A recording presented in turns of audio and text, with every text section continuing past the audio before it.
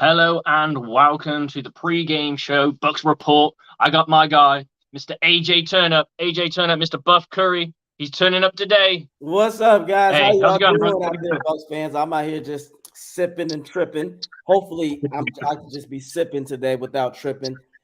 We have a tall order today. This is the last playoff team, basically, the Bucs will be playing all season. So let's just see if they can do something. Offensively, I already say the Bucs got to score 21 points to win this game. At least 21. Minimum. Defense beat up right now. Defense is beat up. Is Antoine Winfield back in? So let's go through the inactives. The inactive list is Jared Avery, Jamal Dean, Kyle Nassib, Kyle Trask, Vita Vea, Tristan Wirfs, and Julio Jones, which means we have the emergence of SMB, Edwards, and Winfield, and JTS is still going to be in the game. So, God, Dean is out. So our best corner's out.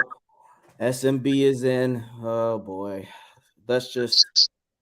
Well, if I'm SMB, if I'm tape. Yeah. Well, it's a contract year for him.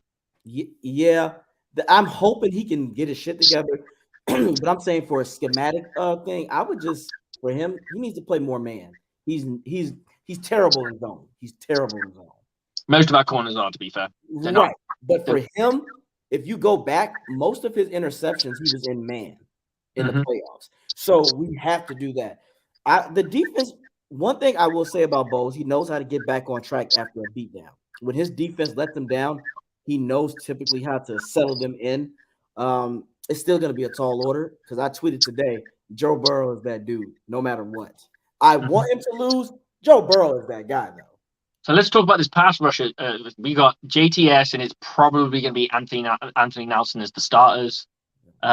Is there anything you would do to tweak that? Because I know you've floated an idea before, and I think today's the day that they could really try that out. Oh, yeah. Again, this time you really want to confuse Burrow. You move around the linebackers. I'm putting Devin White on that fucking edge.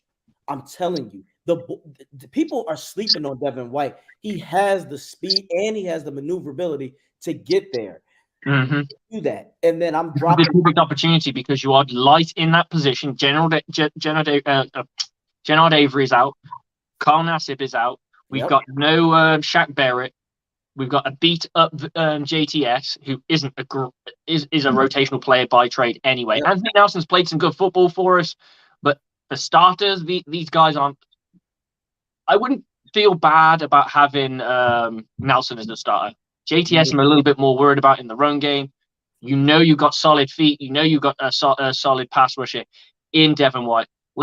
One place we aren't massively injured in is in the inside linebacker. So let somebody step up in the inside linebackers and let them and Levante David shore up that. If it don't work, you can always switch it back. It's not going to kill anybody. Correct. And play. Right. And if anything, you want your best linebacker in coverage, and that's Levante. Devin is not there. We know this. Everybody knows Devin, his weakness is pass coverage. But if you move him around, he can. You want Joe Burrow to have to look out for that guy, because then if he looks out for him, that gives your corners the better chance to beat their guys. Because we're talking about Higgins. We're talking about they have a receiver. They got Chase back. I think he's still slowly getting back. Let's talk about their wide receiver group. They have a very talented wide receiver group, but they're all beat up at the moment. Yeah. Every single one of them's down as question, but they will all play. How much of it will they play? We'll see. I haven't seen the inactive list for Cincinnati yet, so I don't know what their inactives actually are right now. Well, this is why I'm going to man. Man, you want them to try to beat you physically. You want to beat them up to the point where, okay, how healthy are you? I want to see how healthy you really are. And you got Winfield back there, and you got Logan Ryan, so you don't necessarily have to worry about getting completely beat deep. It's just the simple fact that you cannot allow Burrow to shoot you up because He will cut apart a zone defense. exactly. Up. Well, another thing unless zone works when you've got good pass rushers, right? More so, or really good zone coverage guys that would know how to communicate and know how to fit and know how to drop and when to shuffle and melt their coverage when need to. Yeah. And that's almost an art form, but it takes a lot. It takes a lot of communication. Man is a little bit different because you're relying mono on mono kind of thing. So it's really on the players to shine then, rather than there's man beaters. There's man beaters, but you can't play man beaters all day long because that's when we know they're going to throw some zone in there. They have to because they got to confuse to a degree. Yes.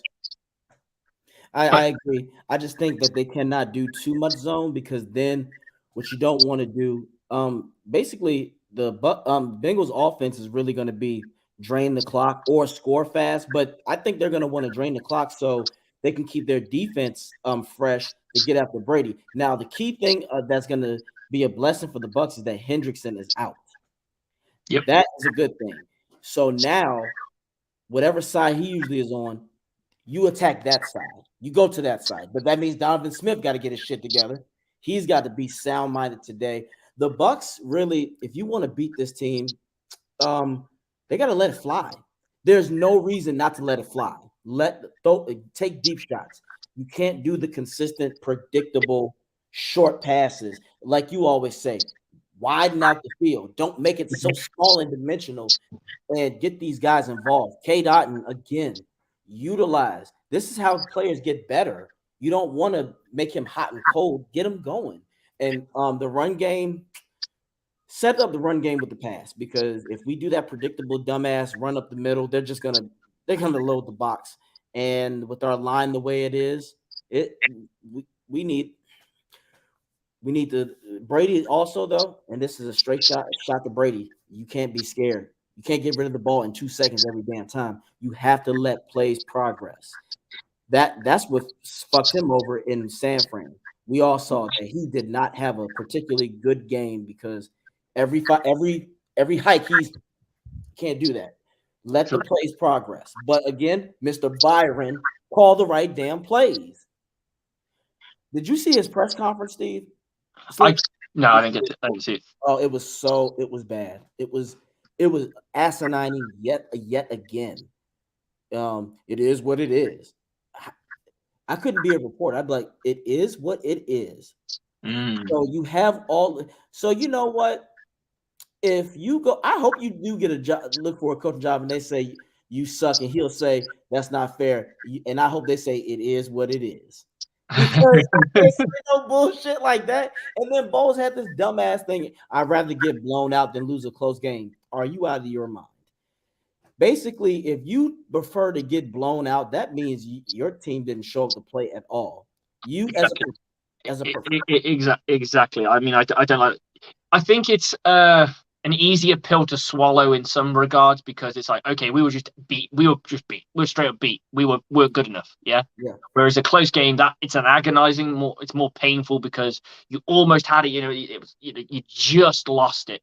But if you're looking at where your team is, like when you're looking at yourself as a playoff team and you're looking at close losses mean you're in the conversation. That's right. Blowout losses mean you're not even close to the conversation. Right. So the Bucs don't look like a playoff team right now, even though they'll scrape into the playoffs. Exactly. And you don't want that with your players because we already just talked about a certain player psychologically, you don't want someone just to accept getting in there. That's what happened to the 2007 Bucs.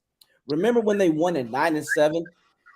They went in there with the attitude, we're playing the Giants. They're okay. Because when Rondé made that the only time I ever say that he should have never said anything when Rondé was talking bad about Eli. You lit a fire under that team. And the Bucs, you remember 07 in the playoffs, they were flat. It was like they thought they were just going to walk their way into a win. You don't do that. You can't do that. If this, Well, you put really period. I mean, yeah, it's just one of those things. We saw with the Bucs last year where there was a couple of games where the Jets game, for example, where we kind of got shocked a little bit, and we figured it out. This year, we're not figuring anything out. Literally, it's if the defense didn't play as good as they have been playing this season, for the most part, the Bucs could easily be like 3-8 or some shit. There are 2 games where we would literally lose if it's not defense. The Saints game, if Keanu doesn't blast Hill's punk ass, the game's over. Nassib doesn't get that sack. It doesn't even get us in that position. Exactly. Today, though, I know I'm going out on a limb. It's just something about today where I feel like the Bengals might overlook the Bucs. You mean we're the trap game kind of thing? Yes, I feel like not Burrow, because Burrow never does that, but I do think that the rest of the team might not be on the same page today. We're gonna see, because their defense. If I'm the Bucs, remember what you know the offense I love. I'm running that damn spread. I know. Their linebacking core is not keeping up with any of our receivers whatsoever. I think they run a 4-3. Their linebacker. You know what I would do, and this is why I kind of quite like what you did, what you're talking here. We have a very good, we've got a very good tight end that can block, right? Yep. So you could put him in a spread. Yep. You could put him in a spread, and then you can motion him to tight end, and now you're going to run the football against their dime package. Yep. And eat it up all day. And you said it. Auden is a good blocker. And him a lead blocker. I like the sound of it. You can confuse them, but again, I go by mismatches. I'm going to look at. Wait a minute. Our receivers are faster. They run better routes. I feel like the AFC, most of their defense, they rely mostly on power and physicality. They don't typically have a lot of speed and finesse on their defense. Hendrickson relies on power and moving. The linebackers, I don't really see anything special about them. Their corners are decent. You already know, since Julio's out, they're going to double Evans all damn game. So this is where Godwin and Scotty Auden should show up. You got to I'm running that. Me and you said it time and time again. Yeah. We need to have the players that aren't the big names, the ones that aren't in all the tape. Yep. We know Chris Godwin's going to get the ball. We know that they're going to double Mike Evans. Yep. To be honest, if I was game planning for the Bucs, I wouldn't double Mike Evans. I would double Chris. I agree. If I was looking at this defense, because Tom does not like throwing to Mike that often. He'll go there that now and again, but he does not. There's something about. I've always felt that their chemistry's not been off, because you can't fault 13 touchdowns and 12 touchdowns of the year before that. You can't fault it, but they never really feel like they got that click. You can see that with him and Chris. Yeah. Well, and I think it's because Chris runs Tom. The route tree. Yeah, Tom is not a risk-it guy. See, that's another thing that people realize. And Mike Evans is the epitome of no risk it, no biscuit offense. Exactly. That's why a lot of people don't realize. That's why when Jameis was here, Evans were always up, because they were a risk-it factor team. But Brady is cautious. And as you said, Evans is a jump 50-50 guy. But that's what Brady's got to break that mold, because what he doesn't realize is that they're queuing in on your caution. They're queuing in on that. They know, okay, we just got to rattle them. And for the most part, coaches just go in the game saying, hey, guys, we just sputtered the offense and tired the defense out. Game over. If I'm coaches, that's what you got to do. It's not a difficult one to defend, because a lot of our routes are deep developing routes, or at least you've got to get to 5. Well, if you're getting the ball out in 2-point-something seconds, you haven't had a chance to go through any real reads. You're hitting 1 read, maybe 2 if you're quick enough, but most part it's got to be an instant beater, and you've got to go, okay, he's got it, boom, and that's it. Yes, and they got to establish this damn play action, but get creative with the play action. You already know what I say. Auden, you're going to either sometimes roll out to the right or go to the left and have Evans do a deep slant, or Godwin, or you have Scotty on the other side. Because, again, they know, defenses know on the field, no matter what, you better watch Scotty if he doesn't go route. That means for the most part, they either going to have to jam him or they're going to double him. If you see that the corner gets beat and the safety has to protect him, some receiver is going to be open. You And they play need underneath him. Yep, and they need to attack the middle of the field more often. That's what you have for Arden. With Arden, you can do so many different things. You can move him around in motion, which we don't really tend to motion much around. You can have him fake block and release. You can have him block. So so just like chipping. Me and you've talked about chipping. You can get Leonard Fournette to chip. Then you can do the fake chip. Obviously, you can only use it now and again, but it's an extra tool to have in your toolbox. So he comes in. He reads. Simple thing I would say to Leonard: if he's holding him, peel off for peel off. Get hands and peel off. If he's not holding him, get in there and chip. Just that's a simple piece of knowledge there. You're going to buy me that extra bit of time. Amen. And that's the thing. I think they need to rely more on the chipping also to bring Brady's confidence back up, because Brady is scared of taking shots. So with that being said, you want Brady to be able to go, okay, if Donovan Smith gets beat, at least I know I'll still have another second because Fournette got him. And then that means Brady can go through his progression, because as we can see, when he doesn't do that, he bails out. And he just rushes the pass and it's thrown at people's feet, thrown way too far or thrown way too much to one side. His deep accuracy has been off. He's taken the shots. They're just really inaccurate shots. Yeah, when he does. We're going to give there was the Mike Evans catch that never was. There was the call that Mike Evans caught the touchdown and it was back to the holding and all these kinds of things. But the completion rate from the deep balls, when I was watching last week, Scotty Miller and Mike Evans had to turn their bodies around to try and catch these deep balls rather than it's just going to come into that basket of the hands and just goes through. You're right. He's not throwing in stride either. It's the way he's doing it. It's like this. It's hanging in the air too long for it to come down instead of it just going, like you said, easing over into it. With Evans, you should always do a jump ball. Like that's what happened to him in San Fran on that fourth down. Why are you throwing it so low? You should have lobbed that shit. Evans is gonna come down with it. If he doesn't, it's probably gonna be uncatchable. Right. And for him, he thought I don't know what I'm gonna go out on a limb and think Brady thought he was gonna get them off guard by throwing it so quick and that Evans was gonna turn around and just catch it, but you can't do that. That's not Evans' forte. Evans is literally a jump ball guy, or give it to me. Yeah. You know what receiver I would love to see them have in the game because he's doing pretty good? Tompkins.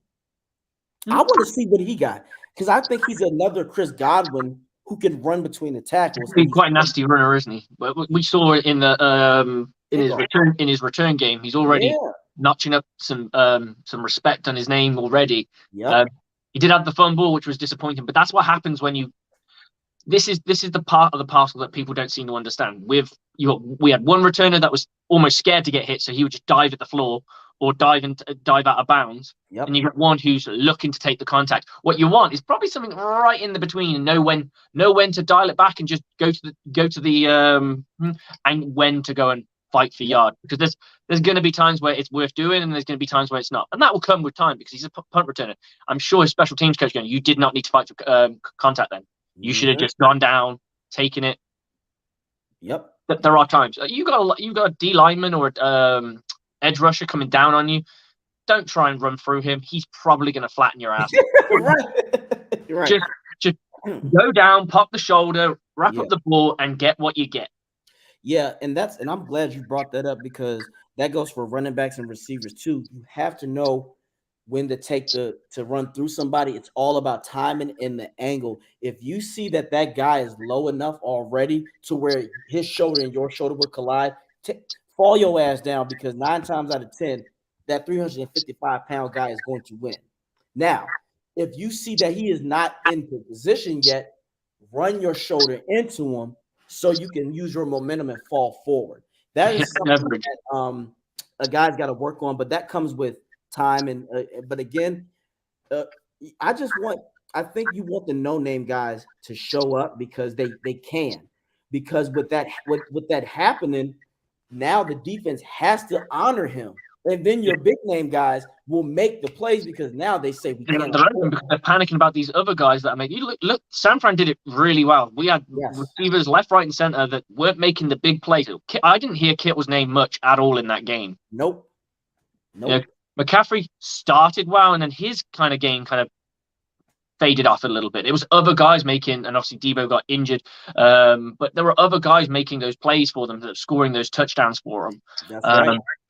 And it's guys that we probably didn't account for. And look, we know you can't game plan for every single person that's on there because there's only so much people can absorb per game. We like to think that these players are programmable robots, but it's not that simple. They're probably looking at the guys with the danger men first, and then you work your way through the depth chart. But you're probably not looking at your fifth wide receiver or the sixth wide receiver at all. And then sometimes that just comes to coaching competency. Like you said, sometimes some coaches will go, oh, don't even worry about him. Who's Cade Otton? Oh, he got lucky that last game. Don't worry about him, guys. I don't give a damn if he's running the seam. Well, he's not making enough a name for himself to be in that conversation. So you do, and I wouldn't say you overlook him, but you don't have enough tape to know what else he can do because it's limited. Yeah. So when it's like the whole Brock Purdy thing, he's had two good games now, 3 good games, I believe. You put that together. That's probably because there's not a lot of tape on him, and he may be talented. He's in that mode where a lot of quarterbacks get a chance to have a moment. He's having his moment, and he's going to try and make the most of it. And it might just fizzle out. I think it will. I think it will because you know why? I don't even think it's Purdy. I think look who he has coaching him, Kyle Shanahan. Again, good coaches know how to work to your players' strengths and find advantages and plays. That Seahawks game, if you watched it, he did a good job, but he wasn't as dominant as he was in Tampa. The Seahawks were getting to him. He just happened to make better plays.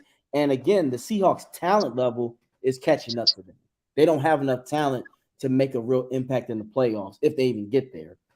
So with that being said, this is where back to the Bucs, you got to utilize guys who are trying to make names for themselves. Again, when it comes to running with Rashad, I don't want to necessarily see him go up the middle all the time. Do some tossing, run another gap with him. We don't really run any tossing. You think you got.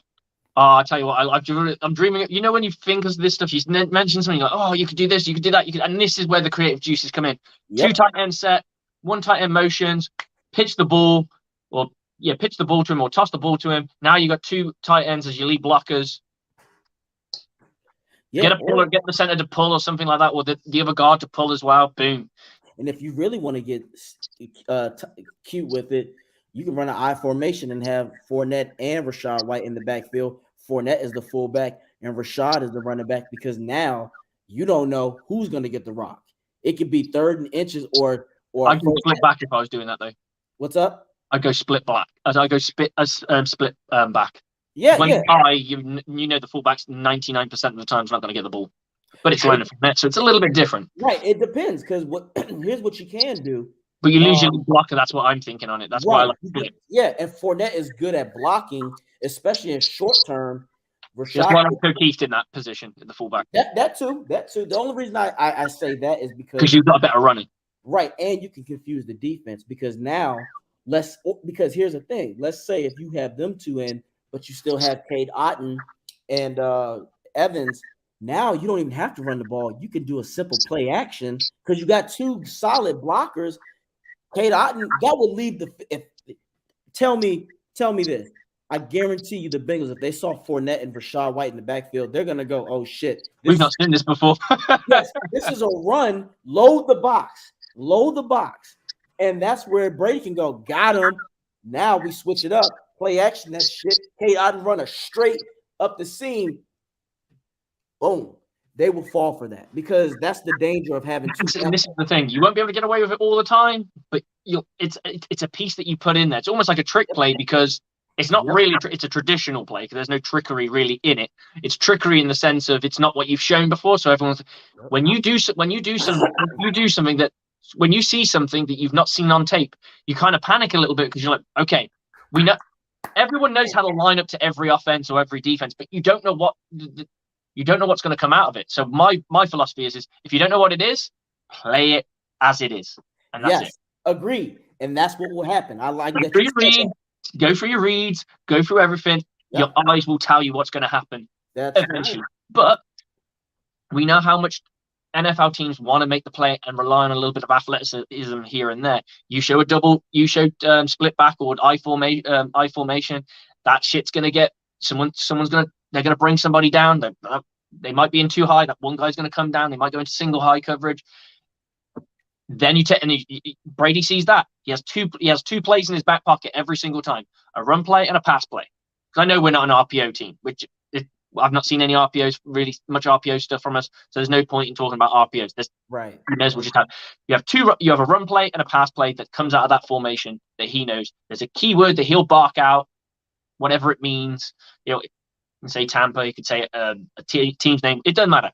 He'll have an audible they will know and no one else will know for that play. We'll have a run play and a pass play based on what he sees. So he just turns around and says, check Charlie. Everyone knows what Charlie is. Charlie's in vertical or whatever, yeah? Mm-hmm. That's what we like running. But that's the kind of stuff you got to do based on the matchup. Or you have these option routes. I'm liking option routes for K-Dot. So you have 3 different things that you can say to him. Maybe it's E words, A words, C words, or whatever. They all mean something. And you use that. Amen. Again. So based on what you see so if you've got a heavy set, so that you've got a linebacker on him straight away, ready to engage with him, then you're going to look for a block and release. Amen. If you see him playing off, but his leverage is to the outside of the field, then you're going to have him run a fake out. Fake in. It's just that simple. Charlie means fake it in. Alpha means fake out, or A words. Sorry, so he'll go alpha. Next time he'll say apple. It doesn't matter. Yep. Oh, we got our first guest. Please welcome to the show, Garrett Bullard of the Clemson. Live from the booth. How's it going, brother? I'm good. So how you feeling today, man? Like, what is your optimism level? Is it pH balance? Is it -6? Or is it 0? Yeah. This is going to be a tough one for the Bucs to win. I think the Bengals might be the hottest team in the NFL right now. Yeah. Joe Burrow got Jamar Chase back recently. They are firing on all cylinders, and we know that the Bucs are currently struggling in just about every facet of the game. So I'm not expecting too much from the Bucs in this one. Oh, damn. Keep a round of our scores out. All of our rivals are currently losing that I can see live on my screen here. So, yes. That gives us a bit more breathing room if these go ahead, and then it comes down to these final 3 games. And I don't want to have that mentality that, they've lost, we may as well just not bother. But at least you can breathe a little bit. But no one wants to go to a 2 loss. There's been a lot of talk about trying to get a good draft pick, and while I don't think people should be rooting for their team to lose, I also think that if it ends up that way, they shouldn't be too upset. Exactly. I mean, that's the way you got to look at it. You get what you get what you're given, and if you're given a playoffs, we're going to have a decent draft pick anyway, because we're not going to be notching up lots and lots of wins. That's just a fact. Yeah, we're going to be mid-range anyway, which means you do get at middle of the picks. You're going to get somebody decent. You always do. You either get somebody that everyone's freaking out and they're not sure if they're good enough, or you get guys who you don't mind reaching a little bit for. Yeah. And if you want, sometimes you can take that risk and move up and give away something if there is someone special there to get. I just don't want the Bucs to, because I never want teams to purposely lose, because especially with this roster, and you do that, now you've given up again. That's a sign of, damn, you mean to tell me you couldn't do this with the GOAT? So what confidence do I have that you're going to even pick the right player in the draft? And if that player is even going to pan out? There's a lot of teams that said the same mentality. Well, we're going to wait and get this guy, and that guy was some shit. And now it's like, oh, damn, now we're 2-3 years back. Like, the Bucs need to just play this out. You still have a chance to be dangerous. Because the NFC, despite what we as much as people are hyping it, it is still a big gap because playoff times are different. Like again, if the Bucs finish strong, you don't have to worry about if Brady's coming back. You won't have to worry about what's going to be the state of everything. I'd say again, let's just say a miracle happens and we get all the way to the NFC Championship. You don't think that's going to motivate Brady to be like, okay, we're coming back this time. Byron is getting the hell out of here, and I'm bringing who I want to work with, and we'll see where this goes. But Garrett, like, let me ask you this: in your office with your people, what is the mood like right now for the this game and for the season? I mean, the team knows that they got to win. I mean, like we were talking about earlier, even though the people that are right behind them in the NFC South standings might lose, the Bucs are right there with them. I mean, the records are virtually the same, and they got to get a win. They got to get a win. I know it's going to come down to the Panthers and Falcons games. Those will be the two that really determine the seeding of the NFC South. But a win today would definitely help them, and they know that. So they're going to be working their hardest. That's for sure. Okay, so in your opinion, though, let's say the Bucs pull off a win here. With that, if you're the Bucs team and you come off a win like that, in your opinion, how shouldn't this be like a statement win if they beat this team, this hottest team? Yeah, I mean, it should be, but I'm watching right now. It looks like the Saints may have been stopped short on a 4th and 1, so the Falcons will get a chance to take the lead. Yep, says the Falcons ball. So they're going to get a chance to take the lead with 9 seconds left in the 4th quarter. It'll be close, but this should be a statement win. That's the Atlanta's 20. The Atlanta 27. They ain't moving the ball that far down in 12 seconds. Yeah, no, definitely not. Definitely not. I don't know how special he's going to be for that. That would be some monumental comeback stuff. But hey, they got a chance. They got a chance. But, so you're telling me there's a chance? Exactly. But yeah, back to our original topic. If the Bucs can pull out the win, this should be a statement win. But I don't know how much faith I have in them to be able to build off this momentum. We've seen some good wins from the past, and it's kind of just fallen flat after that. So I'll believe it when I see it. But I think the first Saints win of this season was going to galvanize the team. You finally got rid of the boogeyman. You finally knocked off the guy the team that's been kicking you while you were down. It didn't matter who they had at quarterback; they were still losing to them, and we couldn't do anything. We put record points on everyone else. We know the offense was humming with over 30 points per game, and we played the Saints, and they make us look like we're just average. Well, not even average. We're below average team. You'd think this was a losing football team. Yep. They just had a mental barrier we had to break. Finally, the Buccaneers have broken that mental barrier. This should galvanize the team going forward. And I understood the Packers loss afterwards. That was just two teams with no real wide receivers. It came down to the wire like it probably would have anyway. I predicted that was probably what was going to happen because. Yeah. But you were right. What you're saying, Garrett, is basically. Every time we have a statement win, what could have been a statement win, we end up losing the next game.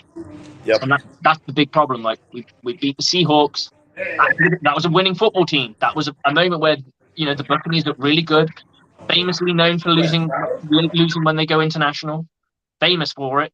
We finally win one that's in international waters, and it's like okay, and we beat a good team doing it. Like on paper they were poor, but their record stood. Their record stood better than anyone's in their division. Brilliant. Now we can get the no. Doesn't happen. Yep. And that's sad because now, if they can win today, there's no reason that they can't win out. You got a beat down Cardinals team. Murray is probably out for the season, so that could be a win. You beat the Panthers. They're not a hard team, and then the Falcons. The Falcons will be the team that'll just say, let's just play for a draft pick. So it's wide. If you win this, if they win today, 10-7 is not out of the question. So this is why I'm hoping it's urgent. This should be right now. If I'm the Bucs coaches staff, you should go, hey guys, we need to win. Yeah. Because these are the type of teams we're going to be playing in the playoffs. Yeah. You want them to go, hey, we're playing guys that are going to be tough. and they're gonna put everything they got. So let's just humor me. Let's just say this: we go 10-7. We win out. Okay. Who do you think we will play, and what is and what And give me 7 sounds nice, doesn't it? 'Cause it feels like it's so far away. give me your percentages of the Bucs beating a certain team in the playoffs? Yeah, I mean, if they're winning out, to me, it's going to come down to whether or not the offense is moving the ball better. I mean, we could be winning out and getting these late no-huddle situations, kind of like we did against the Saints and Rams, or we could be winning out and it'd be a true turnaround from the offense that we see. And I think my answer would depend on which one of those happens, because if it's the former, the late game kind of situations that we've seen, I don't think they will win a game in the playoffs. But if it's the latter and the offense is truly changing their scheme and how they operate, the sky's the limit. Okay, I can dig that. Well, give me 2 plays that you just want to see the Bucs on offense run that just make you go, hell yeah, let's get this going. Yeah, I mean, I would love to see more play action, first of all. Just anything involving play action. That's going to be the immediate way that they can start successfully moving the ball more. And then let's see. Let's get some more like angle routes in there. They love involving the running backs in the passing game. Instead of a bubble screen, why don't you send them out on an angle route on first down? Supplement the run a little bit with some quick hit passes. Try and get some 2nd and 5, 2nd and 6s in there. See how that works. My man. Okay. Those are sound minded. How about you, Slick? 2 plays. I'm going to go with something a little bit more simplistic. I'm going to go send our fastest wide receiver on a go, and then underneath him, Mike Evans runs a corner from the slot. There it is. Yep. You've got 2 options in the same thing, and it's an easy read because you've got 2 guys stood right in front of you. Then you probably have somebody. Maybe my dump off would be a inbreaker from K-Dot. Yep. I got 2 of them. Shotgun spread. I want Godwin deep middle route and under crossing with Scotty Miller because he has the speed. And then I want to see a play action, but this one I told him earlier, Garrett, but I want to see an I formation where Fournette and Rashad White are in the backfield, confuse the hell out of the defense because a safety or somebody is coming. They're going to be like, we got to figure out which one. And then K-Dot just run a C. And Evans runs a deep slant. And one thing I want them to do is to get more trickery. I want Evans and them and the receiving court to confuse the hell out of the corner. So I want to see something like Brady calls a play and Evans does this, like he's going to go deep, but instead of going deep, he runs a slant. I want to see him do something like you got to mess with these guys. If you pretend like you're going to go a slant, then go deep. They got to just mess with this team. So I mean, like. Right. There doesn't seem to be very many double moves in our receivers, even probably because they don't have the time to run a double move because they haven't even developed the start of the route, to be honest. But there's many things that we can do on this team. We've all come up with ideas, chip and release or fake chip and release. You've got motions and stuff like that, and toss plays. There's so much more creativity that could be had. Of course, this is us. We're not in that room or what have you, but.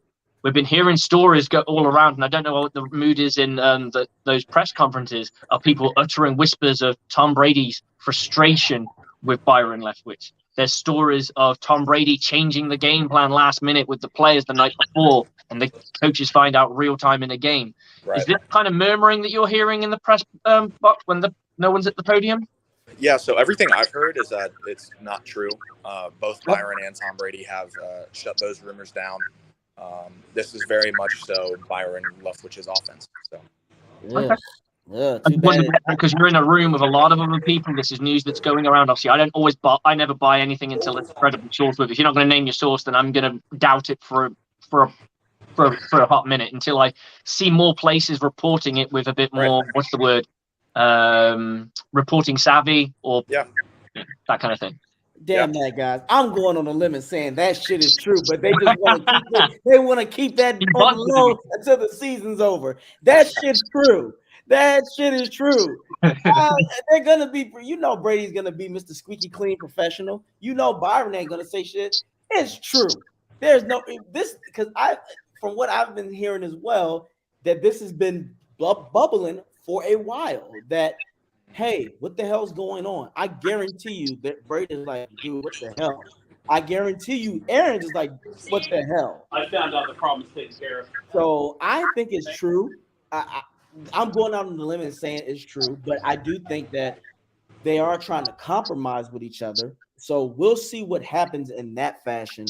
But until then, today, I already said I think if the Bucs, the offense, they got to score 21 points. If they can't get 21 points, this game is going to be another shit show. For sure, definitely.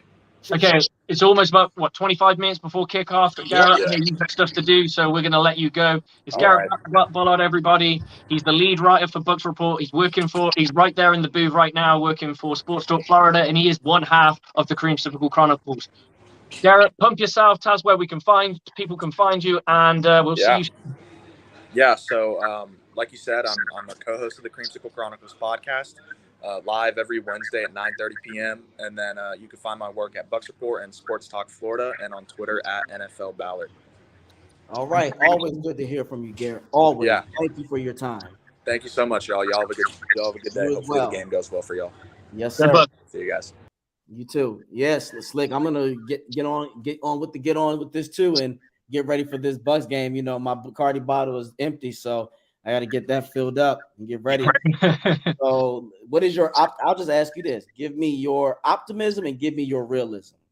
Okay, my realism is the Bucs will lose. I don't think it's going to be as bad as my realism. I think the Bucs will lose, but it will be tight, and that's why I believe they could still win it.